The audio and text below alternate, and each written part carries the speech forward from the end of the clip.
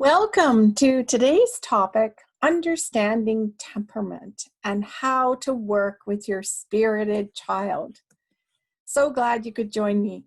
My name is Judy Arnall, and I am a certified family life educator and an education consultant too.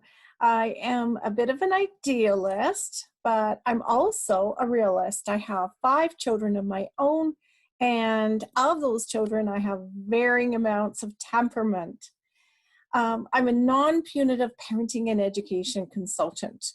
So I believe in raising kids is possible. I've raised all 5 of mine without using punishments of any kind. And they're pretty decent kids. So I've also written a few books. Discipline Without Distress outlines all the types of things you can do to handle parenting challenges without punishment. Parenting with Patience is a book on how to handle our anger as well as our children's anger. And Attachment Parenting Tips is a book on just wonderful tips, thousands of tips I have collected from my 23 years of facilitating parenting groups. Plugged In Parenting is a DVD on how to manage screen time. And there's my 5. And yeah, let's just keep going. I've also written a little journal on, it's just a purse-sized journal on how everybody is the best person for their child. They really are. My latest book is on self-directed education called Unschooling to University, and it's all about non-punitive education. So, okay, why do I have so many books in here? Duh. So anyways, I just tend to pop in. These books are also available in different languages too, foreign languages if you want. And I also teach a whole bunch of online courses if you're interested in more of what I talk about today, but in a wider range. I teach positive discipline and everyday parenting, Attached at the Heart, PET, Terrific Toddlers, and the Growing Brain from 0 to 3. So come to my website. It's at professionalparenting.ca, and you can see which courses are scheduled. So I just pop in here, and what I'm going to do is just kind of turn off my video because it's kind of distracting for me, but I will come back at the end and you can see me again. There we go. So I think parenting is one of the hardest jobs in the world, and I think everybody deserves a tip jar on their table. This was mine for a while, and I got a few quarters and chocolate bars in there, which was amazing. And then I put a wife's tip jar in the laundry room, and I put a $50 bill in there, and that was nothing. Got nothing. So I don't do laundry anymore. And I think teachers should have a tip jar on their desk because they work really hard and they do a fantastic job. Okay, so where does this information come from on temperament? It comes from a lot of places. These are some of the organizations that have more information on temperament.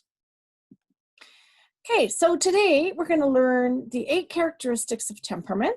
We're going to identify common behaviors of a more spicy, spirited temperament and explore helpful strategies and the benefits of a spirited temperament, because that seems to be the most challenging for parents. Hopefully my goal today is that you take home one idea that you could put into practice like right away, and maybe give up one unhelpful practice that is not working for you. Okay, so what is temperament? Temperament is the how much of personality. Children are born with a unique temperament and live with it all their lives. Research began in about 1968.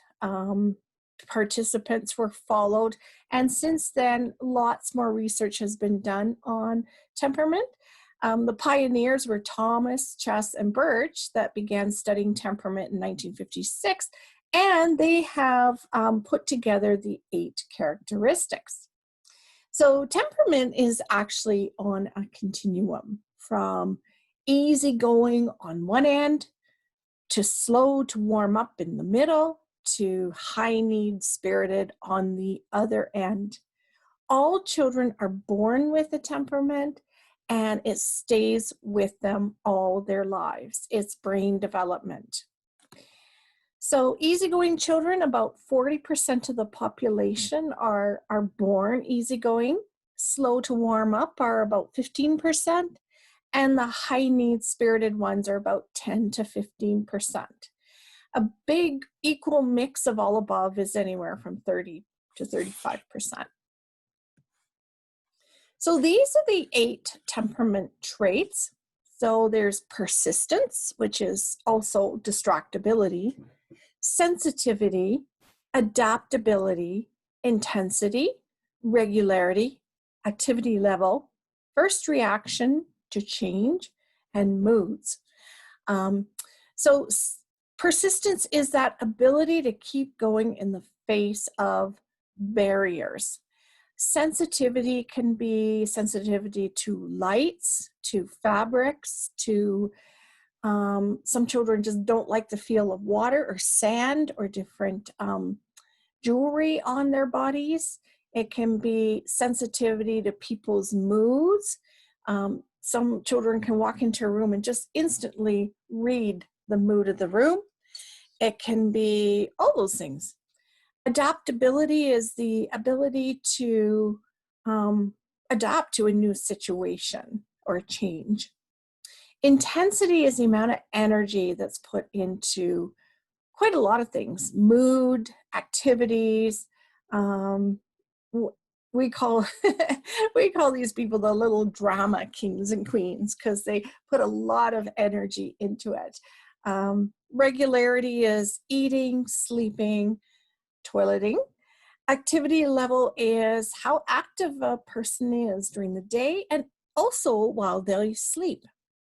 First reaction is somewhat similar to adaptability. It's the reaction of people to change, to new things, to plan B. And mood is generally the mood people are when they wake up, are they more even-keeled during the day or not so even-keeled? Now, temperament is actually rooted in the brain's development. For easygoing temperament, there is more left frontal brain activity. For spicy spirited temperament, there's actually more right frontal brain activity. So let's say you have a child who's easygoing. That's another thing I didn't mention is that this is on a continuum. So if your child is pretty strong in 5 of these on the easygoing side or the more spicy side, that tends to be their temperament. So easygoing children are easily distractible, very easygoing. They're roll with the flow, very adaptable to different things long term. They're quite lighthearted. They have regular body functions. They have somewhat low activity level. Their first reaction to things is usually positive, and they have very even-keeled moods. The more spicy spirited temperament are persistent. They are not distractible. They are on a course of action and nothing's going to stop them. They're very sensitive. They take a long time to adjust to life's changes, to plan B. They put a lot of energy and intensity in their reactions. For example, they have long drawn out temper tantrums. Very irregular body functions, so they don't sleep on a pattern, eat on a pattern, toilet on a pattern. High activity level. They are bouncing around all the time. First reaction is usually negative to things, and their moods are up and down and change within minutes. So what does that mean? Let's go through the age groups and see what that looks like in actually living with children like this. So of my 5 kids, I had 3 spirited children. My last child, so I don't know, they were all the odd number children. The 1, 3, and the 5 were super spirited. And if you have a first spirited child, you have no idea what you have got, right? It's like, I like in my groups, I hand parents a seed package and it's covered up. And I say, okay, you need to figure out how much light, how much water, how much soil this seed needs to grow. And that's kind of like parenting. And eventually you get it through a lot of trial and error. So my first child was very spirited, and I would be the only one in our baby group holding him the whole time while he was fussing and crying. And I thought, what's wrong with me? I'm doing something wrong. I must be messing up. And because everybody else's babies were sleeping and cuddling and awake and happy and gurgling, but not mine.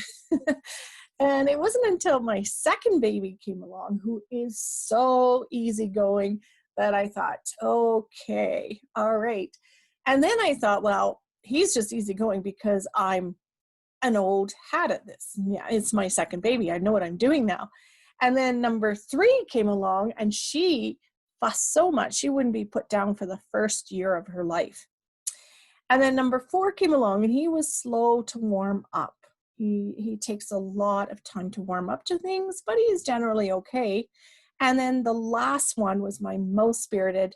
He cried for the first 3 years. He was so unhappy with everything. And it wasn't colic. Colic ends after 4 months. It was temperament.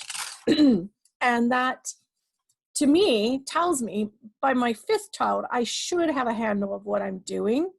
And it's very much rooted in nature, not nurture. So these children are who they are all through their lives. So let's look at what you're getting into. So babies, the spicy babies. And I'm going to talk about spiciness because that tends to be the most challenging behaviors for parents. As babies, they need to be held constantly. You can't put them down. You can't put them in a swing. They won't sit there and play with toys. They won't sit still in a restaurant. They have to be held. And they cry for no apparent reason. So you've checked their diaper, you've fed them, you've made sure everything is okay. They're not too cold. They're not in pain. And they're still crying and fussy. They're very fussy babies. They don't like isolation, so they need you at night or day, so no separations. They don't like sleeping alone. And they cannot accept substitute care. They don't like being left with babysitters either, which is really, really tough because if you're parenting a high-need baby, you need time off. And if they won't accept a caregiver, that just makes it harder to get away. They don't like confinement in cribs, in car seats, in swings. They're very sensitive to stimuli. So you take them to a mall or park for the day, they're oversensitized and they will spend a good part of the evening crying to calm down. They cannot self-soothe, and they tend to be poor sleepers and poor eaters because they're not very regular. As toddlers and preschoolers, you know you have a spicy child. They tend to dislike toys. They want the real items. They want the real cell phone, not the toy cell phone, or the real kitchen, not the toy kitchen. They have unpredictable moods, so they seem to be happy one minute and the next minute they're not. Often, always wakes up cranky. From naps in the morning, they're cranky when they wake up. They're not gurgling, chuckling away in their cribs. They have a lot of night wakenings and poor naps. They have severe separation anxiety. These children, most children, you say goodbye and you walk out and they'll cry and fuss for a few minutes and then they settle down with their caregiver. These children will cry the whole time you're gone. They will not settle down. And it's not something they have a choice about. It's just not going to work for them.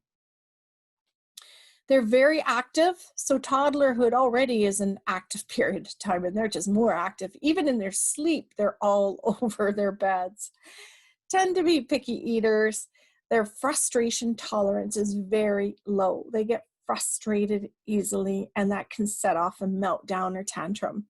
They need a lot of attention and a lot of physical contact. They like to be held. They like to rub up against you and stand next to you and sit next to you and cuddle. They tend to have resistance and negativity to daily routines. And routines is one of the best discipline methods for toddlers and preschoolers. And yet it seems like, okay, we've been doing this for 6 months. You think they get it by now. They cling in new situations and with strangers. And they insist on self-direction, decisions, and choices. Very often, you're parenting a teenager when you're parenting these toddlers. They know exactly what they want, and they want it. Not distractible, and distraction is a #1 discipline tool we promote for under age 3, and it's very hard when they're not very distractible. Their temper tantrums are very intense. Again, a neurotypical child would have a temper tantrum that lasts maybe 10 to 20 minutes. These children, their tantrums can last an hour and a half. They are exhausted after, and so are you. School-age children, now you start to see the more happy side of the coin of their characteristics. So again, they're very structured and they need routines. They're very rule-based.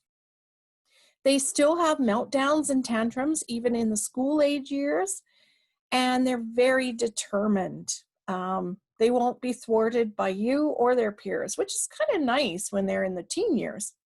They tend to be picky in their food choices, sleep choices, and clothing needs. They, again, still enjoy physical contact, so they love lots of cuddling and holding and just physical contact with their loved ones. Now they start to get resilience because they practice and manage their reactions, and they're starting to acquire a set of coping skills for their sensitivity, for their ability to not adapt well. They're highly creative, and they tend to resist authority. Again, they're very persistent. They have negative reactions to things, and they do still go through very heavy separation anxiety for life stages. For example, when kids are starting grade 1, grade 7, starting high school, moving away to university, getting married, it takes them a while to adjust to a new situation, a lot longer than it would take other children. And beauty, they're sensitive to others' feelings, which is really, really nice. If you're unhappy, they will notice. They pick up on it. Now, teenagers, now it's getting really amazing. The same characteristics you didn't like when they were toddlers actually pay off when they're teenagers. That determination, again, they're not easily swayed by peers. They're on a pathway and they're not going to stray from it. They know what they want and they're usually very persistent. We call that grit or resilience. They're very good at staying on their path. They're very sensitive to self and others' needs. So they're becoming more versed in what they need to be okay. And they're sensitive to their needs and other people's needs too. Very goal-orientated and self-directed, and they are excellent social skills and communicators because they have to problem solve and talk about things quite a lot. And they have an advanced ability to solve problems, and they're very perceptive about people and situations. So we in classes, we tend to do an exercise here on typical parenting challenges. And would you choose to put it in the red basket, which means that it must take place no matter what, or in the yellow basket where we guide gently, or in the green basket where we say, nah, we'll just accept it. That's not a biggie. So this is my first and my fourth child. Fourth child is very easygoing, slow to warm up, but easygoing. And my first child is very, very spirited. And we all have a temperament too. That's the thing too, is like I said, these temperaments stay with us all our lives. So if you have a very spirited parent and you have a very spirited child, the fit may not be the best because both are going to be persistent with what they want and can engage into a power struggle that nobody will win. Usually spirited children get along well with easygoing children. And you'll notice that among siblings. In our family, the easygoing child gets along with every other child. The two spirited children tend to have more battles than just the spirited and the easygoing. Why? Because the easygoing child tends to give in a bit more. And that's okay. It's okay to know that people give according to what they need. As long as the child who's easygoing, when they need something, we go to bat for them too, that they can acquire what they need. So if your temperament is a challenging fit with your child's, you may need to work on that a bit more. We're the parents, we have to work on ourselves and maybe work on, is there a little more I can accept with this child because their temperament is so spicy? It doesn't mean you're giving in, it means you're working with their temperament. Oftentimes, parenting children who are very spicy gives us a lot of lack of self-confidence. We feel inadequate. I felt, what am I doing wrong? I must be messing up because my child is so difficult to parent.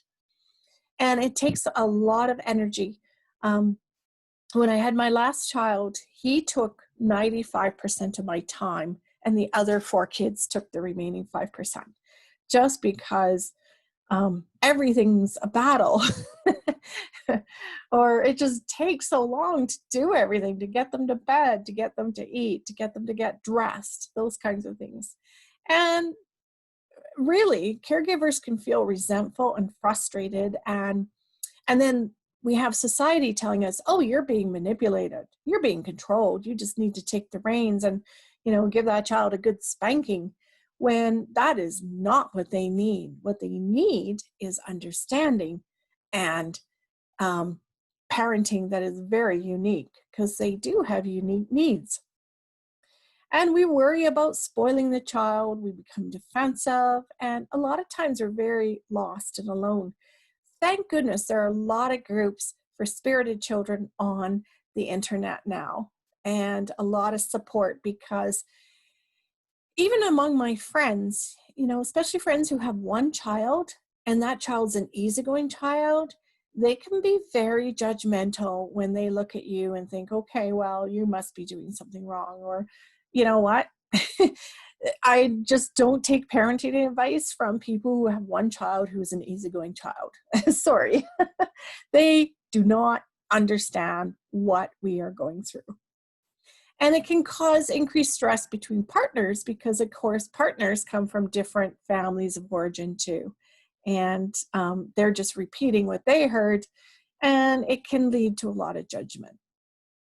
Now, after you get support and you get information, once I had my first son and my second son, and I got more information about temperament, then I thought, okay, I got this. This is all nature. So I felt more confidence and empathic and nurturing and pride and more connected to my child, which is what I needed. And now that my 5 kids are grown adults and they have learned to manage their temperament, and I've learned to manage their temperament, I feel vindicated because I'm very proud of them. And we didn't punish, so we have very good communication. Okay, so what are some strategies for spirited children? The key is to manage their temperament, not control it, because you really can't control it. A big part of that is acceptance. It is accepting your child for who they are. They're not going to change. Nothing you did has caused this, and nothing you can do is going to change it. So work with it. What do spirited children need? They need a lot of patience. Deep breathing. They need flexibility. So we may have in our mind, no child of mine is going to sleep in my bed. And yet you do need flexibility, or you will drive yourself crazy. Pick your battles. And they need very few rules. They need a lot of yeses and very few no's. The no should just be for safety. Spirited children do not need punishment. They need your help problem-solving issues and your encouragement and understanding. And most of all, they need your protection from other people's criticism, because your child is unique. Temperament is very unique, and they should not be treated as children who, have a very easygoing temperament. If they're very spirited and spicy, that's who they are. We have to accept that and work with it. Now, all children need nurturing and structure. And that's the two things parents need to provide: nurturing, structure. Nurturing is expressing unconditional love through kind, encouraging words, comfort, caring, attention, listening, security, protection, emotional validation, and touch. That is nurturing. It's love. Structure. Structure is providing for physical, social, emotional needs. It's providing an education. It's allowing age-appropriate decisions and the learning from natural consequences when they're safe. It's giving guidance, mentoring, coaching, teaching, and through that is using problem solving for all conflicts. It's having family rules and limits and routines and celebrating with rituals and celebrations. It is providing supervision and monitoring and holding reasonable age-appropriate expectations. And of course, modeling good citizenship and relationship skills. That is structure, and that's what all kids need. The discipline part of that is using the collaborative problem-solving method for all discipline issues and conflicts. So structure is non-punitive and non-permissive. It's just providing the scaffolding for children to allow their brains to grow, but within a structure of consistency. And that once their brains are finished, when they've reached adulthood, the scaffolding can come down and they can continue on with their lives. So coping with meltdowns, they're a big part of spicy children's temperament. There's a lot of calm down tools you can use. So I like to use this example. This is from the book Parenting with Patience. My 4-year-old, he wanted some snack before dinner. And he came to me and said, "Mom, I want some chips." And I said, "Sorry, you can't have chips. We're going to have dinner in 10 minutes. Just hold on." So he's persistent, right? That persistent characteristic. And he said, "I want chips." And I said, "No, you can't have them." "I want chips." And I said, "No, you can't have them." Finally, he took the bag of chips up to his room. And I thought, uh-oh. And I heard this blum, blum, blum, blum. So I went up to look, and he had opened the bag of chips, threw them all over his carpet, and then grounded each chip into the carpet, as you can see. When I came up and saw this, I was absolutely livid. I just wanted to spank him to relieve my anger, really. But I'm not a spanking person. I'm not a punishing person. So I did the best I could, and I was pretty proud of this moment, which is why I'm telling you. I said to him, "I am so angry, I need a timeout." And I turned around, went downstairs, called my husband, and cried my eyes out. I was so upset. and I calmed down. And that is the best way to teach kids how to take a timeout, is to model it rather than forcing them into timeout. So we did that. And then when I was calm, I came back up and we dealt with the mess. And then we dealt with problem solving, what he's going to do next time he's mad, and also problem solving what he can do when he's hungry before dinner, other than this. So there's a lot of ways to calm down. What I did in that instance was I cried and talked to a friend, but there are other things people can do too. And it's good that we model these things because our kids can learn them too. Okay, so let's go through each age group and talk about tips for babies, or tips for spirited children. For babies that don't want to be put down, use different kinds of carriers, see how you can wear them if possible. It's more important to stay calm than to stop the crying. So take a break. If you need to put them in their cribs for a while, you go get a break, take it. It's more important that you stay calm. It helps to find your community, whether on the internet or not, and meet your needs for sleep, food, hobbies as much as you can. Ease into childcare that works for everyone, and meet dependency needs on their schedule. If they, as much as possible, try and be their security person.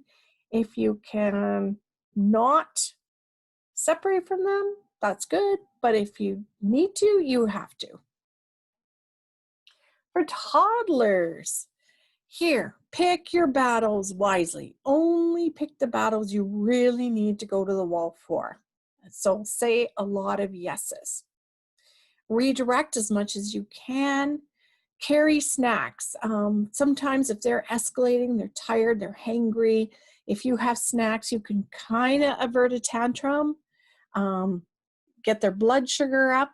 But if not, then you just stay calm during the tantrums and let it rip.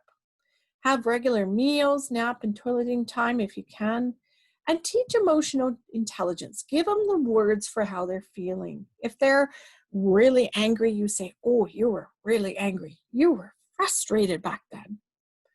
And as much as possible, give lots of choices. Sometimes you have to connect on their path and then direct them onto your path. That really, really works. Nudge and don't force. So nudge them to do what you want, but don't get into a power struggle. Keep in mind that this 0 to age 3 is a period of very little self-control, very little executive function. Here's my 4-year-old with the chips. He has not quite the self-control that I would expect of an adult. So really, to spank him for throwing those chips on the floor would have been spanking him for his age and development. And it just helps to get rid of the anger and then understand what the problem is. Okay, tips for preschoolers.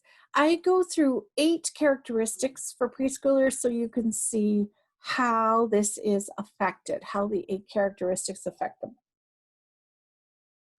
Okay, first reaction is negative. What are you going to do about that then? Okay, you're going to fit programs to your child and not your child to the program. If you sign them up for library or circle time and it's not working for them, take them out. It's not a good fit. And you can try again maybe when they're older, but you have to accept that your child is a certain temperament and that program's not going to work for them, and that's okay. If your child's in new situations and want you to stay with him, absolutely stay with him until he's comfortable. And that includes kindergarten and school. I insisted on staying until my child was comfortable in the classroom, and it isn't always accepted for the teachers, but you need to do what you need to do for your child. Invite playdates at your house if he doesn't like to go to playdates at other people's houses. Give lots of warnings before transition times. In 10 minutes, we're going to go. In 5 minutes, we're going to go. And provide gradual exposure to new situations, people, etc. And role-play new activities as much as you can, rehearse them. Check out a new school, check out a new daycare room, those kinds of things so that they can ease into it and it doesn't become a first reaction surprise. Pretty well, even if you do all these things, you're going to get a negative first reaction. And you know what? You acknowledge their feelings. Oh, it must be so hard for you to do this. Acknowledge their feelings, but keep up the new situation if you can. Activity level high. Provide many outlets for active play. Okay, adaptability. Again, teach coping skills and acknowledge their feelings. You're unhappy because you miss your old day home person. You know, say things like that. You're unhappy. Give them the words for how they're feeling. Mood changes. Try and respond to negative moods with positivity. Don't take it personally. Make sure they got food and rest and teach appropriate ways to handle anger and frustration. Give them those ways to handle their anger. Make a big yes list. Here's what you can do when you're mad. You can stomp your feet. You can hammer this pillow. You can yell in the toilet. Do all those things. And point out the positives of everything. Have a calm down place if that would work, but don't make it a timeout room because that would just invite power struggles. Regularity. Have regular bedtimes, meal times, routines. Their sensitivity. Acknowledge their feelings. Oh, you're sad. And teach coping skills for anger and surprise. When possible, try and adapt the environment to meet their needs. Leave if it becomes overwhelming. If the environment is not good for them, leave. It's too much, leave. Pay attention to cues that your child has had enough. Crankiness, whining, meltdowns, they're done. Get them out of there. And teach coping strategies. The intensity. Allow their full range of emotions and feelings. They are such drama queens. Absolutely. They're going to have a career in drama maybe. Stay and respond calmly and teach calm down strategies when the child is calm, not when they're intense in the mood. Their persistence. Okay, if you say a no, you have to stay with your no in spite of all their persistence. You absolutely do. Maybe take your time and make better decisions next time. But if you said no, you got to stay with your no. But keep your no's to very, very little no's. As much as possible, provide choices and lots of yeses. Pick your battles. If you have to find another way to say no, and I'll reiterate, problem solve everything, do not punish. Okay, tips for school-age children. A lot of what was for preschoolers also apply for school-age children. Also, accept child's readiness for programs and separations from family. A lot of times, that's why a lot of spirited children are homeschooled because they are not ready to separate from the family yet. Keep structure and routines, keep their food and sleep needs filled. And continue physical affection. Give them lots of hugs and cuddles and problem solve everything. So problem solving basically is, what's the problem? So for example, my 4-year-old's hunger before dinner. My needs were that he doesn't fill up and then not eat his dinner. His needs were, he was hungry. So we could have brainstormed ideas together and then come up with an idea and then do it and see if it works for next time. That's all problem solving is. With my 5 kids, that's all I did. Once they started talking, that's all we did. We did distraction before talking and problem solving after. Everything. We still do it. Tips for teenagers, problem solve. Yep. Be a mentor, a guide, and a really good listener. Continue meeting their affection needs. Teens need hugs too. Continue hugging until somebody says no. And continue structure. What we talked about under structure. Teens still, they don't need supervision, but they still need monitoring and a parent who understands and cares about what they're doing and where they are. Like I said, discipline under age 3 where there was little executive function, self-control. These are things that you try and do. I know it's very hard. The distraction, redirection is very hard for spirited children, but try and do these. And then 4 and over when they're talking, most of these problem solving. Now, there's 2 sides of the coin. There are positives of each temperament trait. How can you make that work in the home? Let's go through them. Okay, highly sensitive. And I frame this again in terms of spirited children because they present the most challenges in parenting. Easygoing children tend not to. So, highly sensitive. What's the positive side of that? Well, highly sensitive children, they grow to be empathic, caring, curious, affectionate, and very aware and perceptive of people's feelings. Intense children become intimate, deep thinkers. They're passionate, they're expressive, and they're enthusiastic. Highly active. They become energetic, accomplished, and fit. Incredibly persistent. Now, that's a really hard one when they're 2 years old, but it's wonderful when they're 22. They become confident, resourceful, know what they need, a great sense of justice, respectfully questions authority, reaches their goals, and they have grit and perseverance. Mood swings. They can identify feelings. They're practiced in coping with emotions. They learn personal boundaries with eating and sleeping needs. Low adaptability. They're loyal. They're practiced in coping with surprises. They cope well with routines, and they tend to prefer not to travel. Irregular body functions. Loves routine, fits well in ordered lifestyle as they get more and more regular. Negative first reaction.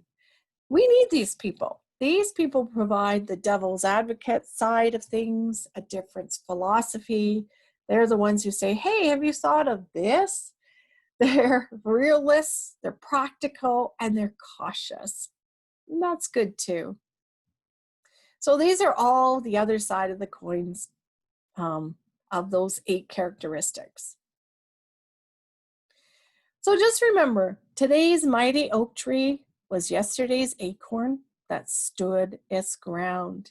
Your persistent, spicy child is going to have lots of memorable moments, and they're going to be really a lot of fun to be around and they're so creative. I mean, this little guy, he made little Play-Doh glow-in-the-dark add-ons to this picture. And I love him dearly. When he was 12, I said, why did you cry your first 3 years of life? Like, what was so unhappy for you? And he says, I don't know. He didn't know. So it's just getting through those tough younger times.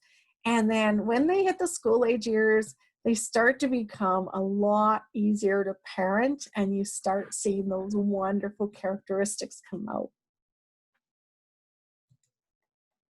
Okay, there's lots of resources. One of the best books that I found was helpful to me was Kids, Parents, and Power Struggles by Mary Sheedy Kurchinka, and Raising Your Spirited Child by her too.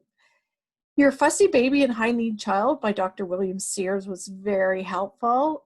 He had written a lot of parenting books, And then he had his fourth child, which she was very spirited and spicy. And then he had to kind of rework his parenting books again.